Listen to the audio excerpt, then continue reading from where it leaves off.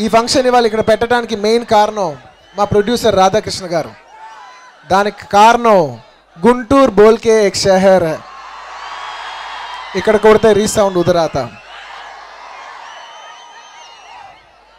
మేము సినిమా తీసినప్పుడు రాధాకృష్ణ గారు ఎప్పుడు ఒక్కసారి కూడా ఇన్ని కోట్ల డబ్బులు పెట్టారు కానీ ఎప్పుడు ఒక సిగ్నేచర్ కానీ ఒక డాక్యుమెంట్ కానీ ఏమీ లేకుండా కేవలం నమ్మకంతో సినిమా తీసాం. అలాంటి నమ్మకం మా మీద పెట్టుకున్నందుకు రాధాకృష్ణ గారు మీకు మీ ఊర్లో మనస్ఫూర్తిగా ధన్యవాదాలు తెలియజేసుకుంటున్నారు sir. Thank you very much. నిజంగా నమ్మకం మీద ఇండస్ట్రీ నడుస్తుంది అనడానికి ఇది one of the best examples. నేను నిజంగా గర్వపడుతున్నాను. ఇన్ని కోట్ల రూపాయలు వ్యవహారం, పేపర్ లేదు, సిగ్నేచర్ లేదు, ఏమీ లేదు, కేవలం నమ్మకం మీద ఇన్ని కోట్లు పెడుతున్నారు, ఇన్ని కోట్లు బయటకు వస్తున్నాయి. So thank you. ఈ audio composer Devi Sri Prasad, daring అంటే డాన్సింగ్ లేదంటే ఎనర్జెటిక్. దేవిశ్రీ ప్రసాద్ అంటే చాలాసార్లు ఫంక్షన్స్లో చూశాను. డైనామిక్ అని, స్పెషల్ అని, పర్ఫార్మర్ అని ఉంటుంది. నాకు మాత్రం dear special person Devi Sri Prasad. తన మ్యూజిక్తో నన్ను జనాల్ని వాళ్ళ మనసుల్లోకి తీసుకెళ్తూ ఈ సినిమాలో నాకు నిజంగా చాలా మంచి ఆల్బమ్ ఇచ్చాడు. అండ్ ఈ సినిమాలో సూపర్ మచ్చి అనే సాంగ్ ఇచ్చాడు. సూపర్ మచ్చి ఎలా ఉంటుంది?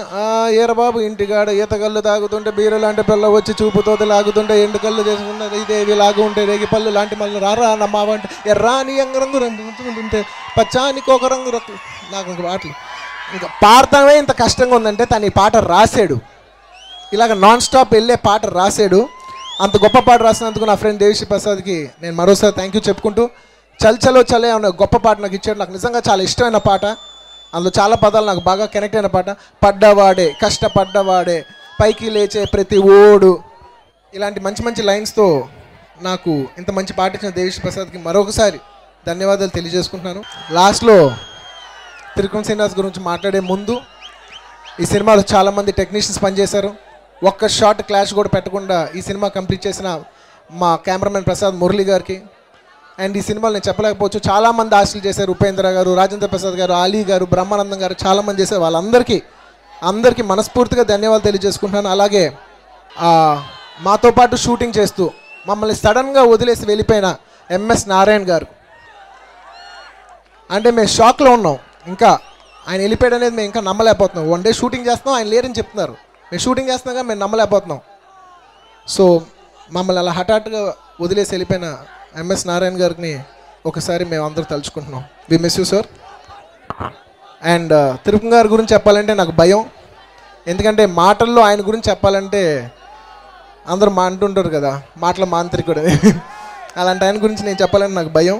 నేను ఒకటే చెప్పగలను, నా కెరియరు జూలై నుంచి సినిమా నుంచి మళ్ళా కిక్ స్టార్ట్ చేశారు. సన్ ఆఫ్ సత్యమూర్తితో షిఫ్ట్ గారు కొట్టిస్తారని నేను ఆశిస్తున్నాను. అండ్ ఇక్కడికి ఎంతోమంది గెస్ట్లు వచ్చారు. మీరు వచ్చిన వాళ్ళందరికీ మనస్ఫూర్తిగా ధన్యవాదాలు తెలియజేసుకుంటూ, ఈ సినిమా 9th రాబోతుంది, సన్ ఆఫ్ సత్యమూర్తి. సో మీకు నచ్చుద్దని ఆశిస్తున్నాను. Thank you. ఓ శీతాకాలం సూర్యుల్లాగా కొంచెం కొంచెం చూస్తావే, సూటిగా తాకే చూపులతోటి గుచ్చేయొచ్చుగా.